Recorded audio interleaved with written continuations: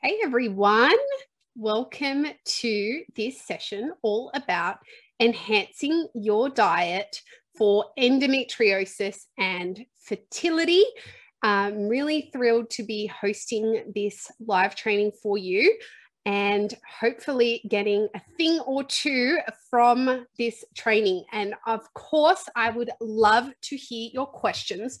So if you have them, drop them in the little question submission box below, and I will absolutely make time to get to them later today.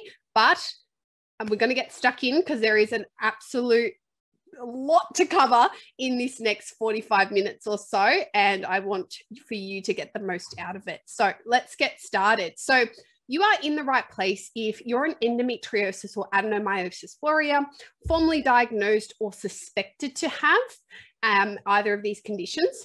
And if you're thinking about growing your family soon, or you're already on that path perhaps, and you feel like you haven't fully explored the dietary options for managing endometriosis and optimizing your fertility.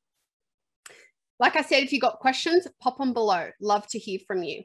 So this is for you if you're curious about whether changing your diet and lifestyle could help you manage your endo symptoms and improve fertility. If you're feeling confused by all the different blogs, socials, and advice out there, you're ready for clarity and direction when it comes to an endo and fertility friendly diet that is right for you, because we are all so unique. Now, this is probably not for you if you're not interested in a systematic or scientific approach, or if you are after a quick fix that transforms you overnight, because hint, hint, it really doesn't exist, unfortunately. And if you're not really planning to conceive in the next year, perhaps this is more informational for you rather than practical. Now, what I will be covering in this session is why every endo warrior should be exploring nutrition as part of their care, and uncover the common myths in endo nutrition and learn the facts. And then utilize my practical strategies to help master your endo and fertility diet for yourself. So if you feel overwhelmed by conflicting advice from social media, health professionals even, bloggers, and potentially even friends and family, well-intending, you're curious to explore other options to help yourself manage your symptoms and optimize your fertility that aligns with your values, and you feel like there is more to learn, but you simply don't know what you don't know, right? Hence the doctor Googling. And you're feeling conflicted about where to start. And that is often due to a result of information overwhelm. So Dr. Googling or lots of social media posts that seem to conflict each other. And so you're feeling really stuck and you haven't really started doing much at all. So it would be just so much easier, right, if someone could show you a way that just works moving forward. So I just want you to picture for a second, imagine what it would feel like to know exactly what to eat to optimize your fertility, feel confident with meal planning for your unique endo and fertility needs, reduce the frequency and intensity of painful endometriosis-related symptoms, things like endo belly or the bloating and irritating gut symptoms. It'd probably feel a little bit like twirling in a field of grass in the sunshine, right? It would feel amazing to have that experience. But it totally is possible, and I'm hoping to show you how in this session. So before we go any further, I should introduce myself formally. My name is Stefanie Valakas, and I am an accredited practicing dietitian and nutritionist and founder of the Dietologist. And we specialize in fertility and preconception nutrition. And personally, as a practitioner, I have a particular interest in endometriosis, having the disease myself and being diagnosed, actually seeing people with endometriosis. So I learned through my clients that I ended up having the same disease that they were living with too. I have had the honor of helping hundreds of endometriosis warriors improve their symptoms using diet and lifestyle, and recognized as one of the leading experts in fertility, reproductive health, and endometriosis nutrition. And this is why we say endo, right? So I am born and raised here in Sydney, Australia, but we consult online all over the world, and I will share with you some more details about working with us later on. So why does nutrition matter? I'm going to cover this in two key parts. So the first is it enhances endo management. The second is it optimizes your fertility and preconception health. So nutrition for endo. At the end of the day, endometriosis is a chronic inflammatory disease that affects reproductive organs and many other organs, and it has no known cure, and no management strategy to date has completely removed it from recurring. The best strategy we have right now is excision surgery, and that is a keyhole surgery where it is removed and cut out, not burnt, which is called ablation. Even still, some people still go on to suffer symptoms and even infertility after this surgery, although outcomes are improved. Management options are limited, particularly when trying to conceive, because many of them involve hormonal suppression or birth control options, for example. So diet and lifestyle interventions designed to support you, designed by an expert dietitian, have limited side effects and many benefits. And the other thing is it complements other therapies very well. So even if you are pursuing IVF or other fertility treatments, or even if you are using some hormonal suppression temporarily, diet and lifestyle can help support you along the way, no matter what management strategies you are doing for your endo or fertility. And it's also something you can control when everything seems totally out of your hands. It helps with nutrition for endo helps with managing inflammation. Higher rates of food intolerance are reported amongst people with endometriosis, about 26%, and gut symptoms are experienced by over 50% in those with endometriosis. Diseases like irritable bowel syndrome, even inflammatory bowel disease is more likely, and celiac disease as well. There's also a higher incidence of nutrient deficiencies, which we were talking on in my couch time session with Tasha Jennings and Dr. Manny Mangat. And correcting nutrient deficiencies is really important. And it is far more likely for somebody with endo to have more nutrient deficiencies. And that's because heavy menstrual losses, iron and B12 are more likely to be lost. And vitamin D status is also more likely to be poor amongst those with endo. All these things have an impact on your fertility and your quality of life in terms of fatigue as well. Targeted strategies can also help with pain management, cycle length, ovulation, and even some research is starting to show preventing endometriosis regrowth as well. So now switching gears a little bit and talking about why fertility nutrition. So if you came to our talk earlier today, there is a 90-day window to really optimize egg quality prior to ovulation. And this is the phase where it is going from the primordial follicle, which is how we've carried them since we were in our mum's tummies, all the way through to that getting ready for ovulation. That's about a 90-day window. And in that time, it is particularly sensitive to our nutrition and environmental exposures. So we've got this opportunity to almost wrap it in bubble wrap and protect it from any damage and ensure that we're not doing any maybe accidental damage to them as well in the lead up to ovulation and potentially conception. Now, nutrition can help in the various aspects of what I like to call the recipe of fertility. So protecting eggs and enhancing their quality, optimizing sperm health and function, aiding with regular ovulation, and helping to support uterine lining thickness and implantation. And yes, nutrition can help with each one of these things, irrespective if you have endo or not. It can also help you in reducing your risks of future pregnancy-related complications. So we've seen a reduction in risk of conditions such as gestational diabetes amongst those who pay attention to preconception nutrition and even preeclampsia. And preconception health is now being identified as a global public health priority. And probably my most favorite reason of all is it can impact multiple generations of women. If you go on to conceive a girl, or her eggs in her ovaries will start to be developed at around 20 weeks. So it's pretty cool that you are potentially carrying your future grandchildren during pregnancy. So it is really important to take care of our health for ourselves, our baby, and our future generations of our family as well. So I have a lot of people say, wow, Steph, I wish I knew all this earlier in my journey. And I get it. I totally wish that I had all this information when I was much younger as well.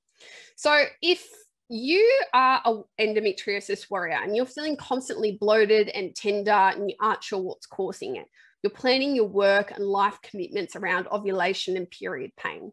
You've researched all that you can, but you're still just as confused about what you need to do with your diet.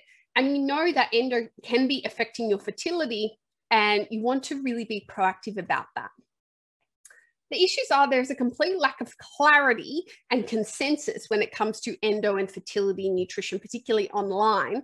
And there is a lack of bespoke resources available about endometriosis-specific nutrition. There is also persistent doubt that diet even has an impact at all when it comes to both endo and fertility from others. And you've started to experiment on your own, but you're doing everything at once. You're not sure what's working, and you just kind of want to cut through and get to the bit where you start to feel really good. And also, you're putting all your metaphorical eggs in one basket. A multidisciplinary approach is key for any chronic disease management, and this paper here spells that out beautifully.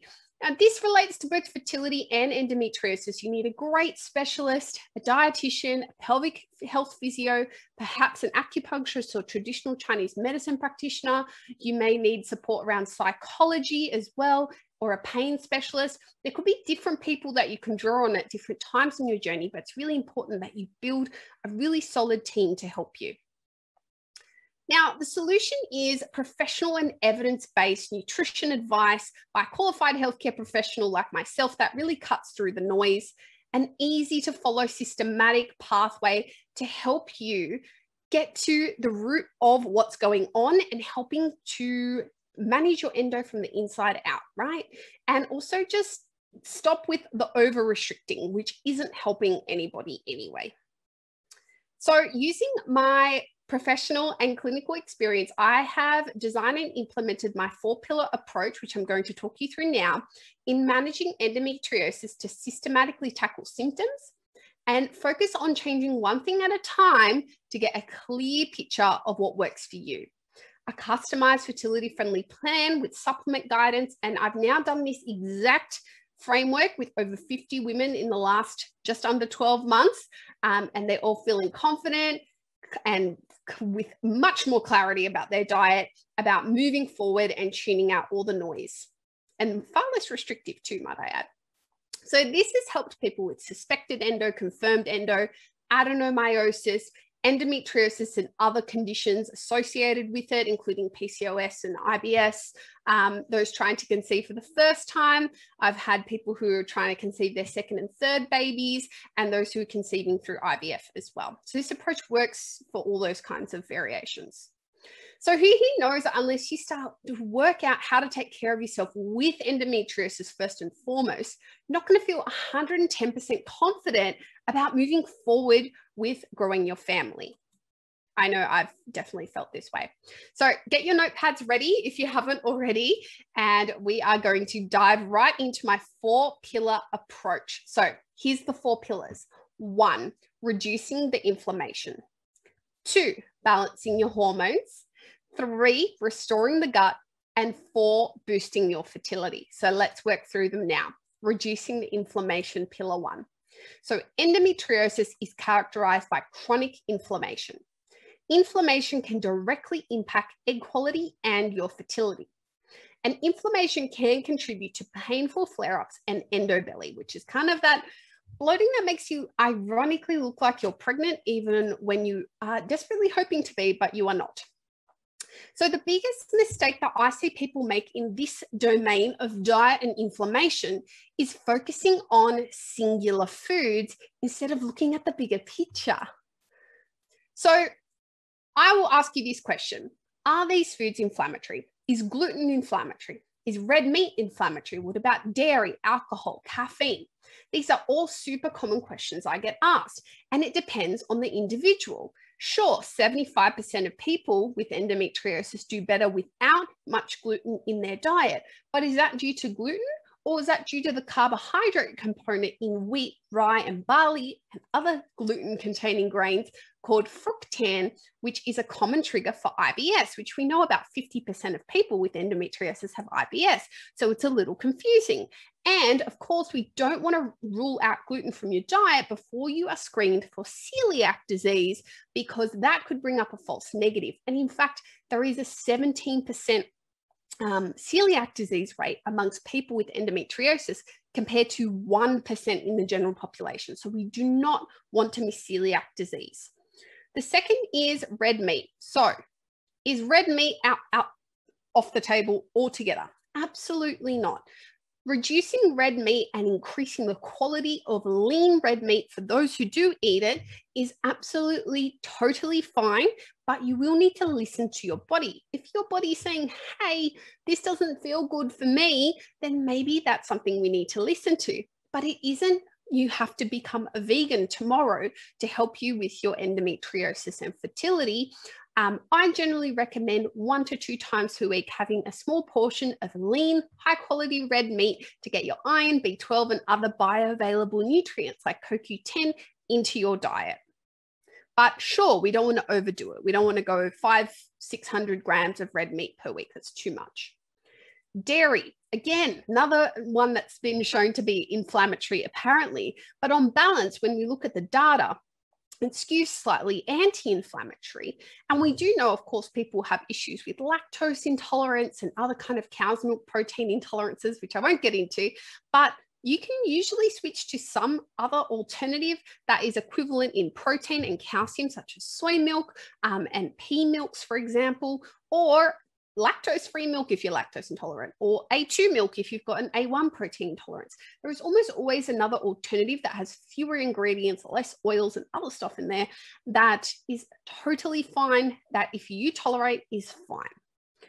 Alcohol. We know that people with endometriosis drink more alcohol. Now, could that be because we're in pain all the time? Potentially. And also we're misunderstood a lot by the medical profession, right? So alcohol is something that we do know we're more likely to be drinking more of, but what's the impact on inflammation? Well, we don't have to cut it out completely. Reducing, of course, is wise and not going in excess or binge episodes, but 1 to 2 standard drinks per week of a good quality red wine that doesn't bug you probably is going to be just fine. And red wine has most antioxidants, and hence why I suggested that. And it's a good part of the Mediterranean diet too.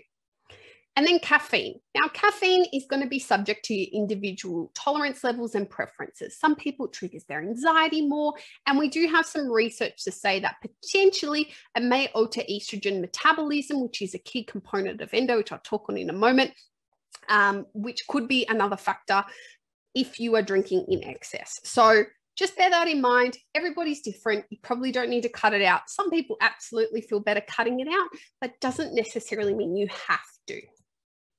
So my point is, dietary restriction isn't always the answer. However, this is a big mistake that I see people making. Thinking coconut products like coconut milk, coconut oil, or whatever, a coconut insert, whatever, whatever product you want here is a good swap. Unfortunately, coconut products are one of the plant foods that are high in saturated fat, kind of like palm oil. They're also low in protein, so it's not a great dairy alternative. And they are marketed as a healthy fat, but in fact, they're not all that healthy. And particularly with endometriosis, we want to be minimizing saturated fat. So here are my top anti-inflammatory picks to help get you going. A couple serves of oily fish such as salmon, ocean trout, mackerel, sardines, or anchovies each week. A big variety of seasonal and colorful fruits and vegetables for a big variety of antioxidants. This helps with inflammation and also helps with egg quality. Then we've also got berries. Berries, fruit, any kind of fruit is going to give you more antioxidants in your diet. And it's also nature's like sweet treat. So please eat the fruit, don't stress about it. The other 3 are extra virgin olive oil, the highest in antioxidant content of any oil, plus it performs best when heated compared to any other oil as well. Herbs and spices, fresh or dried, pack a real antioxidant punch. So you want to try and incorporate as much of those as practically possible. And some new research is emerging about potentially using turmeric to help with endometriosis as well, and the inflammation associated with it because of the antioxidant curcumin found in turmeric. But don't make the mistake of getting caught up in the individual impact of each food on inflammation. It becomes completely unhelpful and can really overcomplicate things. So focus on that dietary pattern. This can help accelerate your progress and results too. Now, pillar 2 and pillar 3 I'm combining because otherwise I'll be here talking for the next hour and a half instead of 45 minutes to kind of just draw the lines for you together and connect the dots. And if you'd like to ask me more questions about these pillars, please come stop by the booth and drop me your questions. I'll be there all afternoon. So pillar 2 is about hormones and pillar 3 is about gut health. So hormone balance. Endometriosis is characterized by higher circulating estrogen. Excess estrogen can lead to heavier and more frequent periods, and sometimes can also interfere with IVF cycles. So sometimes it can play a role in whether cycles go ahead or don't go ahead, for example. And if you throw out your estrogen progesterone ratio, particularly in the luteal phase, this can make early pregnancy and implantation difficult, and is one of the main reasons why hormonal support is required in the luteal phase for people with endometriosis. Now, talking about gut health and endo, like I said before, around 50% of endo warriors also qualify for a diagnosis of irritable bowel syndrome. And new research is starting to show that there is a difference in the gut microbiota signature in those of us with endo compared to those without, which is going to start to hint at potentially a way to diagnose people without having to go to surgery. Fingers crossed one day that this research comes to fruition. But here are some common gut symptoms that I see in my practice amongst people with endometriosis. The top one is bloating, uncomfortable, painful, and looking a solid 5 months pregnant, totally ironically. Constipation, diarrhea, alternating constipation and diarrhea, excess gas or wind, and nausea. So these two systems are actually more connected than what we may think. So there is something called the gut hormone axis, and your gut microbiome can be connected to your endometriosis status, like I hinted at before. Certain gut microbes can actually reactivate already deactivated estrogen by the liver, and that can then go on to then exert a biological effect in the body after your body just did all that hard work to deactivate the estrogen, and then it gets to your gut and it gets reactivated. So what is going on in your gut is really important for your hormones, and we want to make sure that our bowels are working optimally to help ensure that any hormone excesses are leaving the building, so to speak, and not causing any more issues from an endo perspective as well. So taking care of your gut microbiome is really, really important, whether you have gut symptoms with your endo or not. So period poops is one of the biggest questions I get asked about in the endosphere. So prostaglandins are really to blame here. So an increase in prostaglandins can increase the smooth muscle contractions that are happening in not just the uterus, which is what prostaglandins are for, which are the chemical messengers that are released just before your period to help contract the uterus so you get a cramp, and then the period blood can flow out. But when you get an increase in that, you're also getting an increase in the muscle contractions that can happen in other local organs, such as your bowel, your bladder, for example, and that can increase your bowel frequency. So good news is you can modify that by using omega-3s to your advantage, which I talked about earlier. And I won't have time to talk about that today, but just bear that in mind. So the mistakes that I see people making is in this gut hormone sphere is going on a restrictive diet, gluten-free, dairy-free, and or low FODMAP diet. And the low FODMAP diet is a clinically researched diet that is for short-term use only for those who also exhibit IBS-like symptoms. So some of those common gut symptoms we talked about before, minus nausea. And so that can help about half of people, but needs to be done with a dietitian. Do not do the low FODMAP diet solo. It is very difficult and overwhelming to do it alone. And I've seen it go wrong far too many times. And you don't want to put all the effort in and then realize you didn't quite do it right and then go back to the start. It's just miserable. So definitely do it once and do it well. And also you don't want to do it for too long. If you experience lots of benefits from it, you need to learn how to reintroduce, challenge, and build your tolerance, because if you don't, you're restricting your prebiotic fiber intake and can really limit your total fiber, and that can harm your gut health and gut function in the long term. So don't make the mistake of trying to get to the bottom of these things and just throwing spaghetti at the wall, hoping a piece will stick. You do need to do it in a very systematic and guided way so that you can work out exactly what is going on, what's helping and what's not helping you. So a good way to work out these things is to evaluate your personal pros and cons of experimenting with some of these things after you've done all those tests I mentioned earlier around celiac disease and so on. And if you decide to go ahead with it, that you do so in a supported way, not on your own. But I just want to mention, don't overlook other factors beyond food when it comes to your gut. So food can absolutely contribute to gut symptoms, and mentally we go, oh, something's wrong with my digestion, something I ate. But other things also impact your gut: stress, mood, anxiety, the time within your cycle, hello period poops, medications, supplements, pelvic floor dysfunction, toileting position, meal size and volume, IVF medications. All those things can play a role in your gut health and gut function and your gut symptom profile. It isn't simple, it's complicated, and you want to have a systematic approach, like I said, and working out if you do have intolerances, what your threshold is, so you can live with minimum symptom and maximum dietary flexibility. That's my aim for everybody. So top tip, keep track, collect some basic data, your period, including ovulation, bowel symptoms, and a food and exercise diary for a month, and see if we can draw out any patterns with your healthcare provider. Pillar 4, last pillar, boosting fertility. So let's talk about the recipe of conception that I mentioned earlier.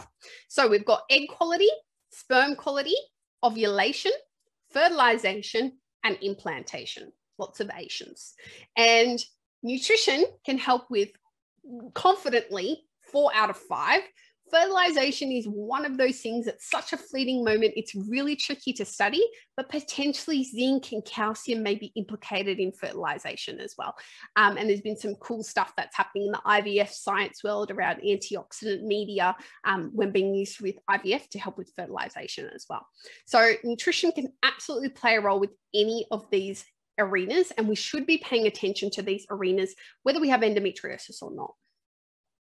So I just want to talk very briefly on the difference between egg quantity and egg quality.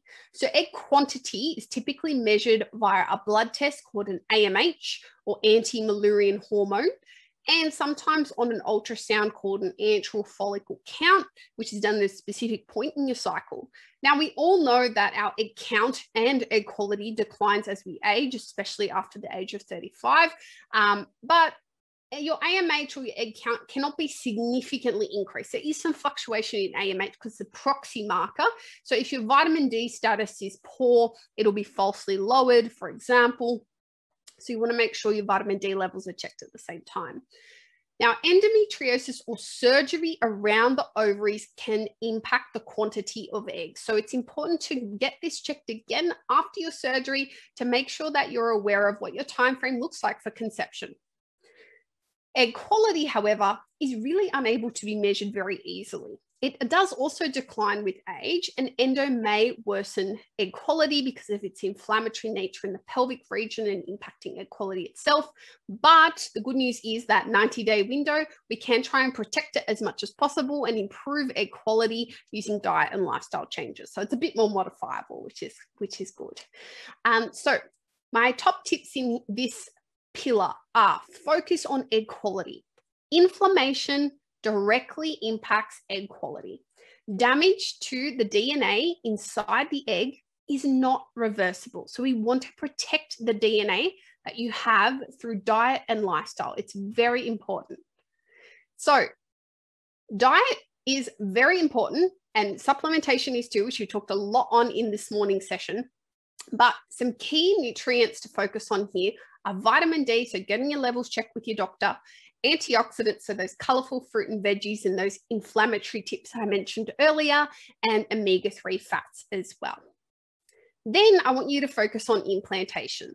Hormones can obviously have the biggest impact on the thickness of the uterine lining and support the early stages of pregnancy. So work with your doctor on that. But from a nutrition perspective, make sure that you're eating enough grains. I see way too many women restrict their grain intake. Support the role of progesterone. Eat enough and enough healthy fats. Vitamin E can be helpful. Omega-3s can also be helpful for circulation, and just generally trying to manage inflammation in the pelvic region will be important to help support implantation. And of course, do not overlook sperm. 30 to 50% of subfertility and infertility is male factor related. And so just because you know you have endo doesn't mean something else isn't going on too. Top tips for sperm health: eat enough fruit and veggies each and every day. Reduce excessive alcohol and caffeine, and incorporate a handful of walnuts and 1 Brazil nut daily. Even if men don't make any other dietary changes, this can actually make a significant difference to sperm quality. So in my brain, nutrition for endo and fertility really do go hand in hand, like this image here. You need to be working on your endometriosis management and nutrition just as much as you need to be working on the fertility side when you're trying to conceive with a chronic condition. So just to recap, my 4-pillar approach: 1, reducing the inflammation; 2, balancing your hormones; 3, restoring the gut; and 4, boosting your fertility.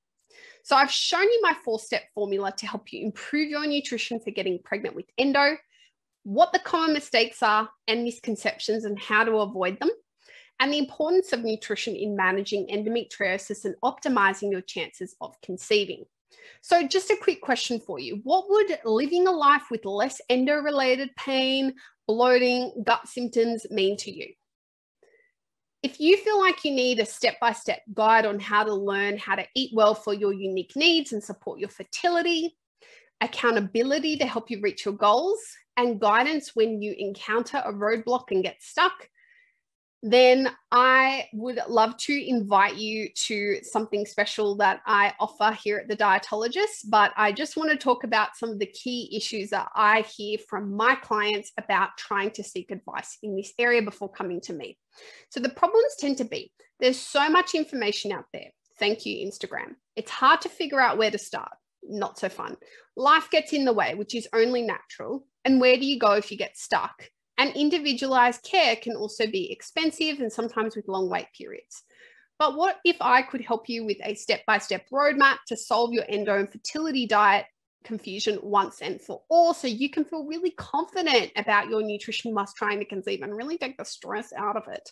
So Get Pregnant with Endo is my comprehensive self-paced 6-month program designed to reduce pain, beat the endo belly, and enhance fertility. And I also have the option to upgrade and get one-on-one support with me as well. So how it works is it's a 100% online program designed to step you through my 4-pillar approach to getting pregnant with endo.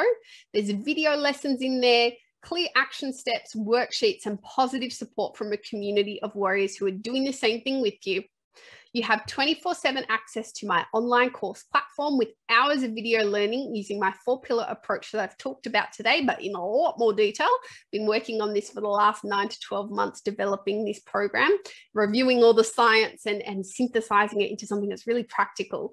I've got worksheets in there. I've got bonus goodies like a supplement guide and meal plans and all the good stuff that people need to be successful.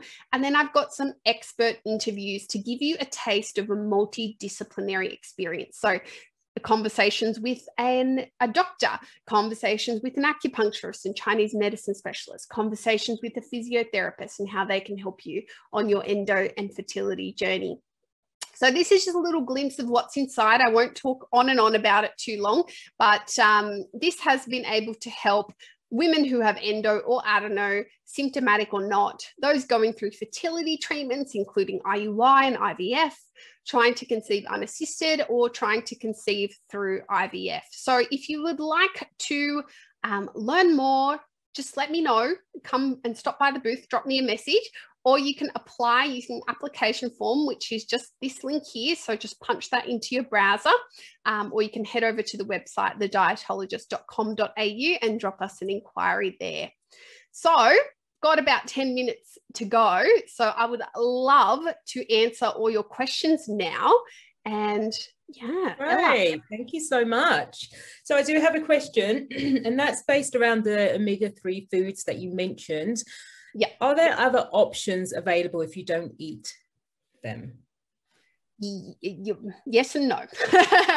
So if you don't eat fish, either for ethical reasons or for preference, there's a couple of things to bear in mind. So the first is, unfortunately, your plant-based omega-3s like chia seeds, walnuts, hemp seeds, flax seeds, and so on, they just don't convert very well into the most anti-inflammatory forms of omega-3s that we need, EPA and DHA.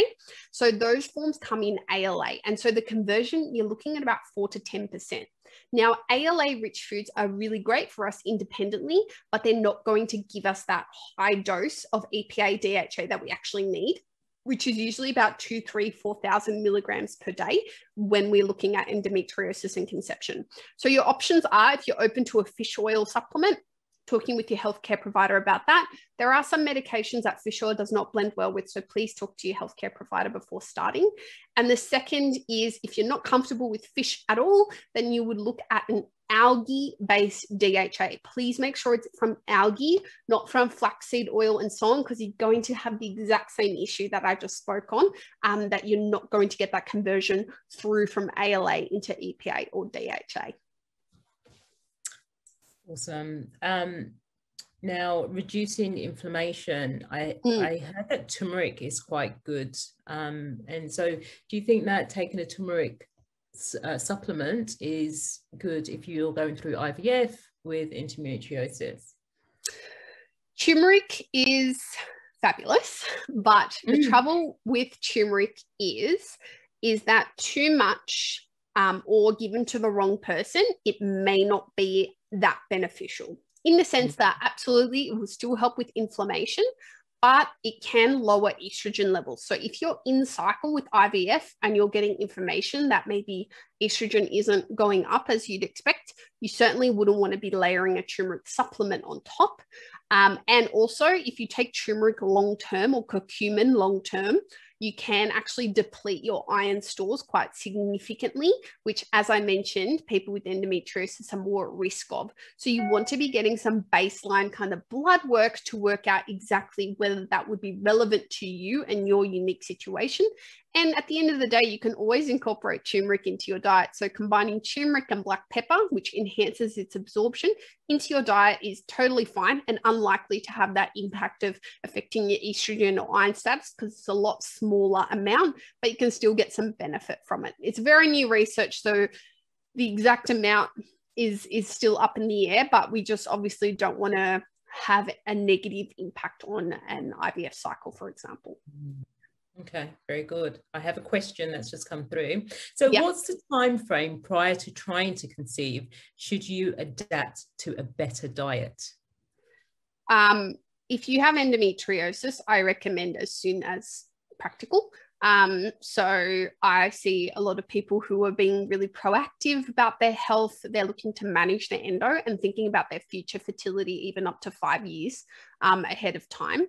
Now, would I say that's the average person? Probably not. I would say you definitely want to gear up 12 months before. And depending on your treatment plan and your discussions with your doctor, definitely 12 months before is ideal. 3 months before is minimum. 6 months is generally a nice sweet spot. So Get Pregnant with Endo, for example, is a 6-month program. So it's designed to be gradual and help you build up to changes and not be like a lifestyle change overnight. And that's also why I give people more time, because then that way you've got some wiggle room to kind of acclimatize to the changes and not feel like, oh my God, I've gone from 0 to hero and now I've got to do this for 90 days. And it feels like a little bit more of a sprint rather than a jog. So we can jog for a lot longer than we can sprint, right? So I generally suggest 12 months if possible. And then if you conceive along the way, then that's always a great thing. And that happens actually quite often in this program and in my experience with working with clients, with people that are super proactive, and maybe a delay in conception can sometimes conceive along the way, maybe a little bit sooner than they anticipated. But yeah, that's always a lovely surprise. But yeah, I think the sooner the better, honestly. Yeah. Okay. So you hear a lot of women go into hospital for treatment for endometriosis, and they go under the knife, only to be disappointed a few months later that it's grown back. Yeah. And then you mentioned that with diet and food that you're actually able to manage this growth and this growth coming back. What sort of diet would support someone so the endo doesn't grow back? I mean, I don't think it cannot grow back. Yeah, absolutely. And that's what I was going to say. There's no guarantees. Yeah, there's no guarantee that it can't, but to manage the growth. Yeah. Yeah. So there is some really cool research that came out a few years back around a particular supplement called N-acetylcysteine, which we were talking about earlier today in our couch time, or fondly known as NAC. And N-acetylcysteine is originally used in the medical field to help people with paracetamol overdose, interestingly. And this is how I first came into contact with it. Was a fertility specialist was talking to me about it, and she was like, hey, have you seen this cool research in endo? I was like, no, like this was years ago. So she was like, yeah, check it out. And they did this study where they did a laparoscopy, which is going under the knife, the keyhole surgery. They excised the endometriosis for a group of women, and then 50% of those people were put on this supplement, NAC, and then the other 50% were giving a placebo or a sugar pill. And then they did another surgery 12 months later, a very difficult study to sign up for, I'm sure. And they showed that the group that took the N-acetylcysteine had significantly less regrowth of endometriosis, and particularly people that were growing cystic forms of endometriosis, often known as chocolate cysts or endometriomas.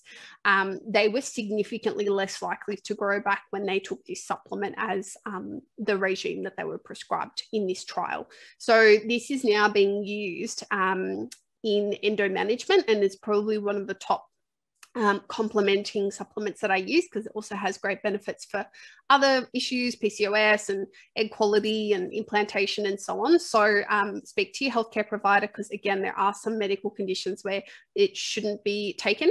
But that is a very, very promising thing to be looking at as part of your regime. And, you know, as somebody who also has endometriosis, I always think there is no guarantee, but I'd rather try my hardest using the science that we have, which is limited because endometriosis is significantly under-researched. But let's use the science that we do have, implement as much as practical for us and reasonable for us, and, you know, hope for the best. And hopefully as well, sometimes it's even just delaying surgery. Sometimes it's not going to, you know, negate you from surgery for the rest of your days, but maybe it's getting, instead of having to go for a surgery every year, which some people unfortunately have to go through to get pain relief, it might be that you go 18 months or 2 years, which doesn't sound like a big impact, but for that person, that is significant. So that's how I like to look at it. And so N-acetylcysteine is absolutely something that I talk about in the course platform, and also something that I would recommend discussing with your healthcare provider as well, if it's right for you. Excellent. I think we've just got one more question. We've only got 2 more minutes now. Awesome. So your diet recommendations are great for endometriosis, but what about if you've also got PCOS? Would that help, or is there a slight change in diet? Yeah, so I have many people that have both, and it certainly is a bit of a delicate balance. And I would say in that scenario, please just come and see a dietitian, because we can make it a lot simpler for you than trying to navigate it all on your own. Because when you do look at spot things, it will contradict each other. So it'll be great for endo, terrible for PCOS, great for PCOS, terrible for endo. You'll be so confused. So working with a dietitian is by far the number one thing that I would recommend. And I'm actually currently building out some bonus lessons and learning materials in Get Pregnant with Endo for people with PCOS as requested, to try to help them manage better and also blend those two worlds nicely together, so it's not as difficult to navigate solo. So yeah, it does change, not as much as maybe what you think, but it does change. And you definitely need to get one-on-one support with that. I would highly recommend it. And what if you have just got PCOS, PCOS? What sort of things, what sort of diet would you recommend? Yeah, I mean, a lot of the things we just talked about in this presentation are still relevant. Anti-inflammatory principles, gut health is starting to be implicated, PCOS. Probably be taking more of a blood sugar balancing focus though. So looking at carbohydrates, how they're distributed, how they combine throughout the day, the quality of carbohydrates. And then also we would look at a particular suite of supplements that could be complementing your nutrition to help you with managing the symptoms and helping you with more regular ovulation, which can obviously lead to conception. So yeah, there would be some considerations around PCOS as well. Okay, super. Well, that's the end of the session now. Thank you so much, Steph. You've been really informative, and I hope that the audience has got a lot from that. So if you have any more questions, I think Steph is going to be at her booth at the Dietologist, so head on over there and have a chat to her, especially about those courses. Yeah, because I know that I've been on one, so it was fabulous. Thank you. Okay, well, thank you, everyone. I'm really for the next session. Take care. All right, thanks, everyone. Bye. Bye.